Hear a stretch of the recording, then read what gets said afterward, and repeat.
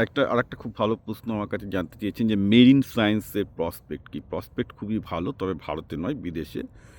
পড়ে বিদেশে যেতে পারলে ডেফিনিটলি ভালো। অ্যাকচুয়ালি যেটা হচ্ছে সমুদ্র বিজ্ঞানে এখন খুবই ডিমান্ড ইন দ্য সেন্স যে প্রতিটা দেশের সরকার খরচ করছে। কারণ আমরা মেরিন লাইফ, কোরাল লাইফ প্রায় ধ্বংস করে দিচ্ছি এবং যার জন্য আজকে মেরিন সায়েন্সে বিশেষত আমাদের এখানে যেটা বাল্টিমোর মেরিন সায়েন্স আছে আমরা কোলাবোরেট করি, সেখানে তারা এখন লেটেস্ট কম্পিউটার প্রযুক্তি, লেটেস্ট সমস্ত কিছু প্রযুক্তি কিন্তু কাজে লাগাচ্ছে। তো সেক্ষেত্রে বলতে গেলে আমি বলতে পারি ফান্ডিংও ভালো আসছে, কারণ এই মুহূর্তে অবভিয়াসলি মেরিন লাইফকে বাঁচানো সবার একটা দায়িত্বের মধ্যে পড়ে গেছে, যার জন্য ফান্ডিংও বেটার। তো এইসব কাজ তো আর খুব একটা বেসরকারি হবে না, সরকারি কাজ হবে।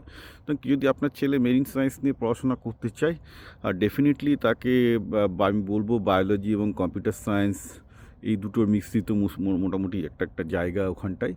তো মোটামুটি বায়োলজিতে খুব বেটার একটা বায়োলজি, জিওলজি, মানে এটা খুব একটা মিক্স সায়েন্স আর কি, এটা মিক্স প্র্যাকটিক্যাল সায়েন্স। যেসব সাবজেক্টগুলো নিলে আমি জানি না ইন্ডিয়াতে কি বিওসিতে একটু একটু হয়তো আলাদা হবে, যেটা নিলে পড়লে সে যদি সেটা নিয়ে তার ইন্টারেস্ট থাকে definitely should go had and do that.